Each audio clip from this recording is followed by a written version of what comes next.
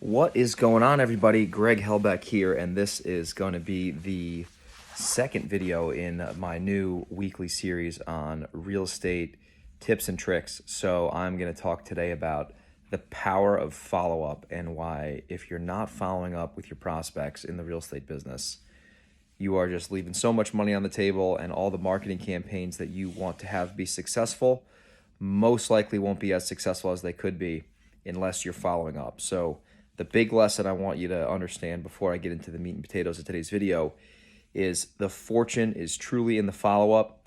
Human beings, just by human nature, do not do things immediately. They need to wait, they need to be nurtured, and it's all about timing.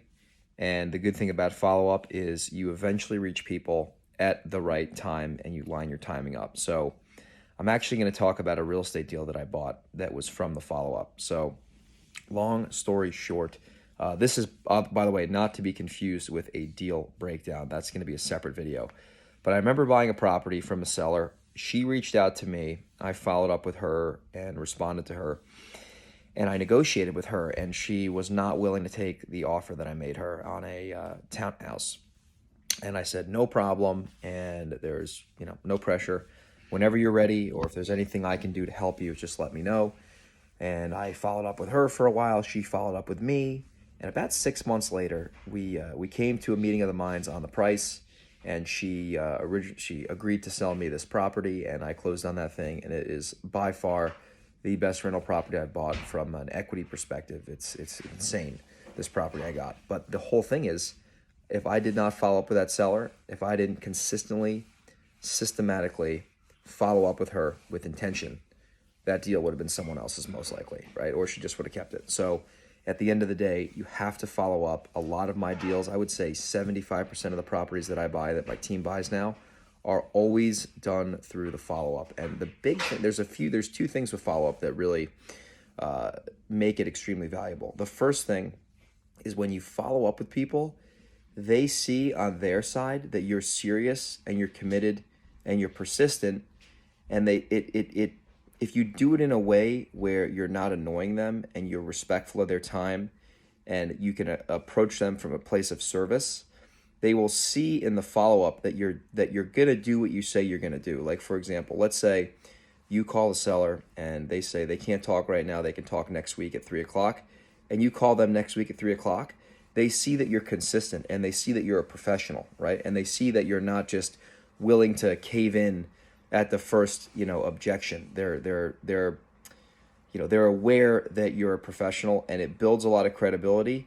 And what it also does is you're almost pre-selling them before you ever even sell them, which means like you're taking these steps down the follow-up line and you're convincing them before you need to sign anything that you're going to do what you say you're going to do, and they're slowly building a case for themselves to work with you whenever the timing is right. So follow-up leads to a lot of credibility, and there's a lot of goodwill that it builds with the sellers if you do it the right way. If you follow up like an annoying pest and you bother people and you just talk about the transaction, you don't talk about other stuff they have going on that could be important, you're going to be identified as a pain in the ass, and they're going to ignore your calls. But if you follow up from a place of service and you follow up from a place of genuine help, you're always going to be able to build the goodwill case with the seller. And they're gonna, when they're ready to sell, they're gonna be really ready to sell, and they're gonna be sold on you, and they're most likely not gonna shop your offer around to other investors, right? Because they have decided that because of your follow up, you might be worthy of that property, and it works 9 out of 10 times. The second thing with follow up that is super important, especially when you start getting a lot of leads and you start having a lot of people call in. You have a lot of people start calling into your company to get offers or opting in through your websites. What you got to do is you got to understand that the 80-20 rule applies to follow-up like more than anything else, right? And what is the 80-20 rule? The 80-20 rule is stating that 20% of your activities leads to 80% of your outcome/results, or 20% of your sellers lead to 80% of your deals. In other words, a small portion of people are going to really result in most of the results you're going to get in your business. So with that being said, you have to have a way to systematically follow up with people and identify the people who are worth following up with consistently versus the people who can get put on a drip campaign, which means an automated series of messages that go out through software where you don't have to do it. And then when people actually are serious about it, they then obviously respond to those automated follow-ups. But what we do in our business is we have our automated campaigns that go out to all like the medium follow-up, we call them, people who are most likely not going to sell anytime soon. They're going to get automated communication from us. Hey, has anything changed? Hey, is there anything we can do to help? Hey, just wanted to follow up to see how you're doing, if there's anything we can do to help you or any questions you might have. Those are just automated conversations that just kind of build the conversation and keep the seller aware that we are here to help them if they need to. But on the other side, when we know we have a prospect who is ready to sell their house, just not today, and they have a problem we can solve, they check a bunch of boxes off, they meet our perfect seller box, or they are close to our perfect seller box, I have a system that I built inside of the software we use called Podio, and it's called the Top 45, and it's our top 45 bucket. So we have thousands of leads in our CRM, which is our database, and we have a way where we can take the top 45 prospects and addresses in there, and we filter them down, and we always review the top 45, right? So we understand that out of the thousands of people in our database, right? Let's say out of the thousand, let's just call it 2,000 people.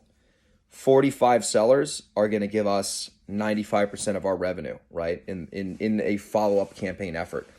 And every single week, me and my team, we identify the top 45. We take a look at all the prospects, and we make sure that every single person in that category has a piece of communication that's going out to them at the right time. And it's manually done. It's not automated, because these people are really going to be selling soon, or when they do sell, they're going to sell to an investor, and we have a way of identifying that by the conversations we previously had. And they get extra special attention because we know that those people are going to be, selling their house to an investor, and we want to be the investor that they decide to sell to. So being able to, number one, follow up in a nice manner that builds credibility will win you the deal when they're ready to sell. And number two, when you're following up, you need to find a way to segment your prospects to identify the people who are really worth manually following up with versus all the other ones that you can put on an automated campaign.